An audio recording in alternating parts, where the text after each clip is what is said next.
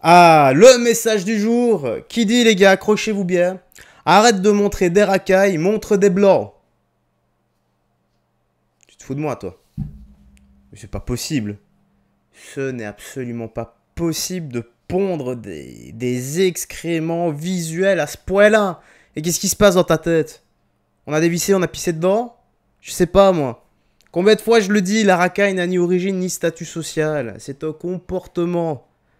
Ah, ça ne veut pas rentrer dans la tête de ceux qui n'ont plus de pont synaptique, tu vois, les connexions neuronales, tout ça. Ça a fait un Big Bang à l'intérieur et ça a tout annihilé. Ah, bref, allez, direction Twitter pour les petites news actu du jour, là. Nous allons commencer, mais avant ça, like et commentaire pour le soutien à la force et le référencement. Alors on a quoi? Fête, soirée, avec détention à Paris-Rivoli. Oh, on va vite lire ça. Donc, insulte, caillassage, policier agressé à Châtelet, encore des racailles. Bah voilà, justement, des racailles qui viennent pourrir la fête de la musique. Nos forces de l'ordre ont tenu bon, courageusement, face à une horde surexcitée venue pour en découdre. Ok, bon, tu sais quoi, j'ai pas envie de lire la suite, mais on va lancer ça, et je pense qu'une image vaut mieux que 1000 mots.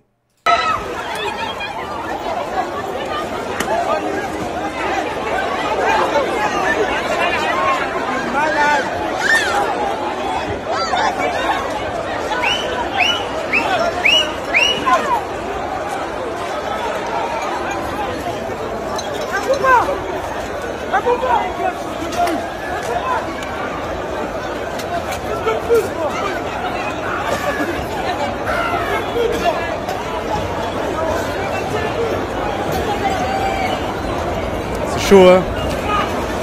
Je mets un tout petit peu moins fort. C'est chaud, hein, quand même, comme situation, les gars. Ah, ça en devient même dangereux pour eux, hein.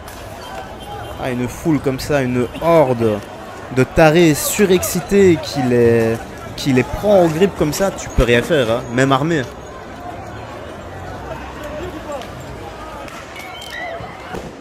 Oh, aïe, aïe, aïe.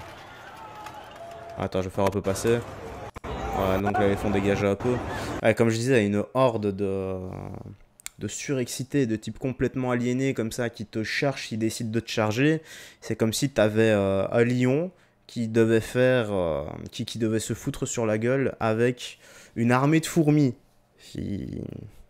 Ça va pas être équitable. Surtout que si le policier décide d'utiliser son arme pour protéger son intégrité physique, voire même servir, aider, protéger la nation, eh bien ça risque de se retourner contre lui. Donc, dans tous les cas, être policier actuellement, c'est extrêmement risqué. Donc courage à vous, messieurs, de faire ce métier qui normalement devrait être... Bah, c'est un métier digne, hein, mais avec tout ce qu'il y a, ça en devient un métier extrêmement dangereux. C'est ça le problème. Donc, on réalise quand même... Ah, j'ai vu la vidéo. Je vais pas pouvoir la mettre.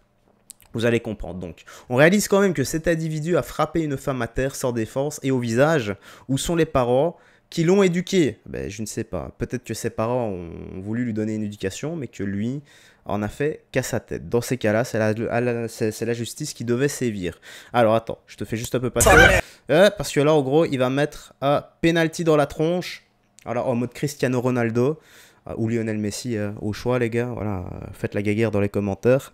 Mais lui met un penalty alors que lui est totalement hors de danger. Je ne sais pas si on se rend compte. Et après le penalty, il va commencer à aller agresser un autre gars ici. Donc il lui met une droite. Enfin, une droite. Ouais, il lui met bien une droite. Et ensuite, ça part un peu en vrille. Et les gens sont un peu choqués, quoi. Mais avec ce genre de gars, qu'est-ce que vous voulez faire? Voilà, c'est lui. Donc là, il met le penalty dans la tronche et... Encore une belle racaille, hein. Une sacrée recrue qui devrait se prendre non pas à penalty, mais se faire péter les genoux à coups de batte de baseball. Voilà, un peu d'éducation à l'ancienne, parce que la méthode douce, ça fonctionne pas. Voilà. Tu me prends ça, tu me mets 5 heures auto, les travaux d'intérêt... Non, pas des tiges. 12 heures par jour, 7 jours sur 7 sur chantier. Voilà. Pas de repos pendant 5 ans, tu penseras à ce que t'as fait. Alors on a quoi? Bonjour Bruno Retailleau et Gérald Darmanin. Si cet animal possède la double nationalité... pouvez-vous, s'il vous plaît, le réimmigrer au plus vite? Bon, vous savez bien, les gars, il y a des chiffres, je conteste pas les chiffres, Mais il ne représente que lui et sa propre bêtise, pas tout un peuple, hein, comme d'habitude. Alors c'est quoi donc? Voilà, c'est une dinguerie, quelqu'un nous a pissé dessus, scène hallucinante pendant la fête de la musique, ok? Voilà, c'est une dinguerie les gars, wesh. Voilà, ils m'ont pissé dessus, frère. Guitez, wesh. Ouais, c'est une dinguerie, la tête d'homme. Ah, c'est dégueulasse, effectivement, moi j'aimerais pas être à ta place. Voilà, tu n'as pas de chance. Donc, et c'est tout le temps la même chose. Hein. Laissez un peu le Wallah sur le Coran ou par Allah où il est, les gars. Le mec, il doit avoir. L'entité, si elle existe vraiment, elle doit vraiment en avoir marre. Et surtout si elle est omniprésente à chaque moment. Aïe, aïe, aïe. Bon, on a quoi ici? J'ai été victime de racisme par rapport à mon voile. Ah. Bah écoutons ça. Hein. Subhanallah, je suis obligée de faire une story time. Pourquoi encore par Allah? Laissez Allah où il est. J'ai été victime de racisme par un monsieur par rapport à mon voile. Vous voyez, moi je suis pas voilée, mais Wallah il m'a donné encore plus la force de vouloir me voiler en fait. Pourquoi les gens ils ont autant de haine envers les musulmans? J'ai pas compris en fait. C'est pas, je suis à l'arrêt de bus, je suis à la gare de Pierrefitte précisément. Il y a un monsieur, on attend le bus ensemble. C'est un vieux, de toute façon je vais vous mettre sa tête après. Il commence à me raconter sa théorie, j'ai pas bien compris. Bref. Et à un moment, je lui dis, c'est quoi, vous avez un problème avec les voilés? Il me dit, ouais, que Wally, quand il était au Portugal, je crois il est portugais, que ouais, il a vu une Algérienne, il lui a retiré son voile. Mais ça va pas ou quoi? En fait, dans les moments... Ah, si c'est vrai, c'est quand même middle, hein, ça. Ça te permet de poser la main sur une personne que tu ne connais pas et de lui retirer, peu importe, son voile, sa casquette, son chapeau, son couvre-chef, sa croix, j'en sais rien, mais ça, non, non, non, c'est les mains, tu les gardes bien dans tes poches et si tu veux discuter, c'est avec la parole. Voilà, et t'apportes des arguments sur la table. Mais tu mets jamais les mains comme ça gratuitement sur quelqu'un. Surtout quelqu'un qui n'est pas violent avec toi. Comme ça, t'as pas le réflexe de filmer. Wallah, Bilal, j'aurais eu le réflexe, je l'aurais filmé en fait. Pourquoi les gens avaient autant de haine? J'ai pas compris, le voile, ça vous dérange en quoi? Je lui ai dit, mais la France, c'est un pays laïque. Laïque? Il me dit, non, c'est un pays catholique, je sais pas. Je dis, quoi? Les gens comme ça, t'as même pas besoin de débattre avec eux. Franchement, je l'ai laissé. Et Allah, il a fait qu'en fait, il m'a donné de la patience. Sinon, je l'aurais giflé depuis belle lurette, en fait. Tout, je vais mettre sa tête, oh. Je vais mettre. Je vais parler de mon voile, en fait. Ça coupe au bol, là. Hey, je vais bien l'afficher sur TikTok. Pour vous dire, carrément, j'étais même pas tout seul, il y avait même un mec. Le mec, il a dit, mais attends, en gros, le voile, ça vous dérange? En gros, il y avait deux voiles à côté. Il a dit, en gros, c'est deux femmes, ça, elles vous dérangent? Il a dit oui, devant le mec en mode sans scrupule, genre. À visage découvert. Et mais les gens, subhanallah, ils me choquent de jour en jour. Il avait de la chance, j'avais pas son temps, voilà. Bon, en plus des menaces, quoi. Ce que je voulais dire, ok, Allah t'a donné la patience de pas aller le gifler, mais il t'a pas donné comment dire, l'amour et le goût du pardon. Tu vois ce que je veux dire? Tu prends les parties du livre qui te conviennent, mais tu laisses cette partie-là, j'imagine, une des plus importantes.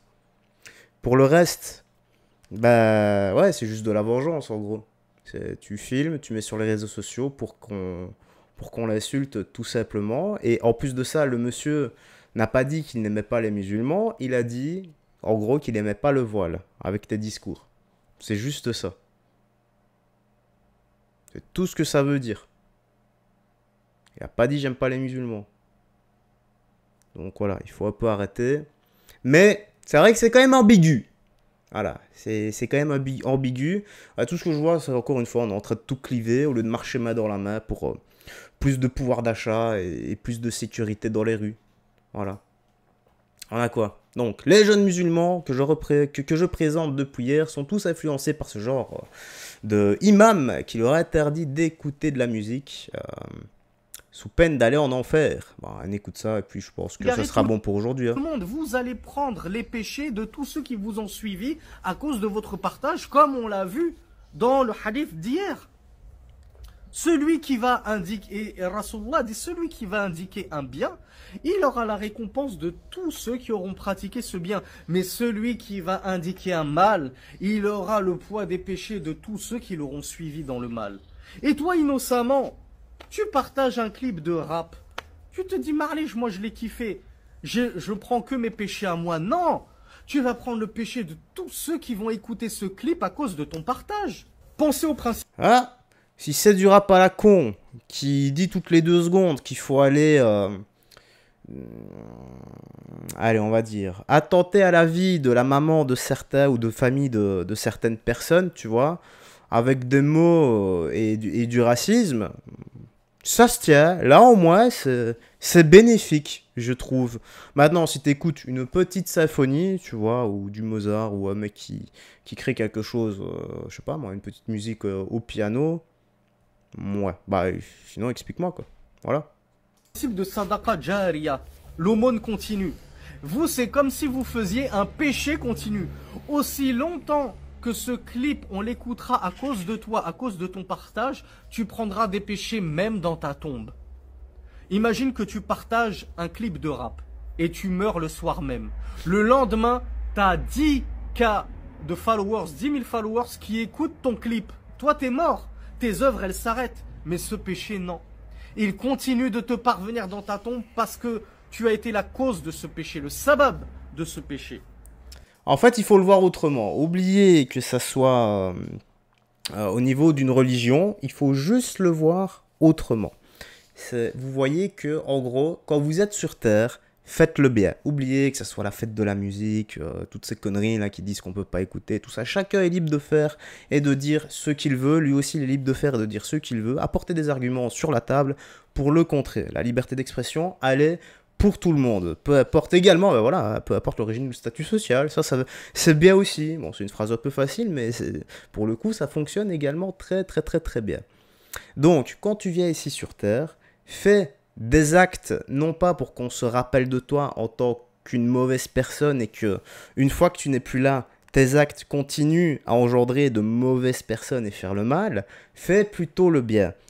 Une fois que tu es là, le contraire en gros. Donc, une fois que tu es sur Terre, fais le bien et fais en sorte que tes actes continuent à faire du bien une fois que tu n'es plus là. Une fois que tu n'es plus là, que tes œuvres continuent à aspirer et à faire en sorte que les gens s'aiment les uns et les autres. C'est beau ça, n'est-ce pas? Allez, on va finir ici avec Rima Hassan. Donc la France insoumise et Rima Hassan soutiennent ouvertement le régime des mollahs iraniens. Comme à son habitude, Rima Hassan assume son soutien au régime tessouciste, mais vient même nous parler de la Syrie. Jusqu'à quand allons-nous supporter cela? Bon, bah, on connaît Rima Hassan hein, qui ne va pas répondre directement à la question. Manipulation, en gros, elle détourne totalement le sujet initial. En posant elle-même des questions. En gros, l'interviewé devient l'intervieweur. Une puissance déstabilisatrice dans la région.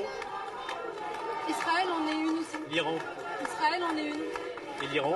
Qui attaque aujourd'hui tous les pays de la région? Voilà. C'est l'Iran qui déstabilise la région par Quel des... pays a attaqué? La Syrie, le Liban, la Palestine. Mais vous répondez pas à la question. Non mais je réponds à une question en vous apportant des éléments qui vous permettent de penser qu'il y a encore un autre acteur qui est encore plus qui participe encore plus à déstabiliser la région, qui est celui du régime israélien. Mais est-ce que vous pouvez dire en tant qu'élue française, oui, l'Iran est une puissance qui déstabilise la région? C'est pas une question de déstabiliser, pas déstabiliser, c'est une question de régime. Le régime iranien, on a été nombreux à le dénoncer. La France Insoumise a encore ressorti un communiqué aujourd'hui en dénonçant et en se positionnant comme étant opposant au régime iranien. La question, c'est pas de savoir si c'est quel acteur déstabilise, la question c'est par quoi on avance, par quel billet on avance, par quel chemin on avance. Sur cette question du nucléaire, ce qui a fait ses preuves, c'est la voie diplomatique. Sur le régime iranien, vous souhaitez sa chute? Je souhaite la chute aussi de Netanyahou. Voilà, en gros, tant que... Bon. Dans une guerre, il n'y a pas de vainqueur, il n'y a que des victimes et des gens qui n'ont rien demandé, peu importe le camp. Rappelez-vous ça, les gars. La petite news actu se termine ici. Tu peux me dire dans l'espace commentaire ce que tu en as pensé, toujours avec sagesse et respect. Sois modéré dans tes propos. Je ne supprime rien. C'est le robot de YouTube qui supprime absolument tout.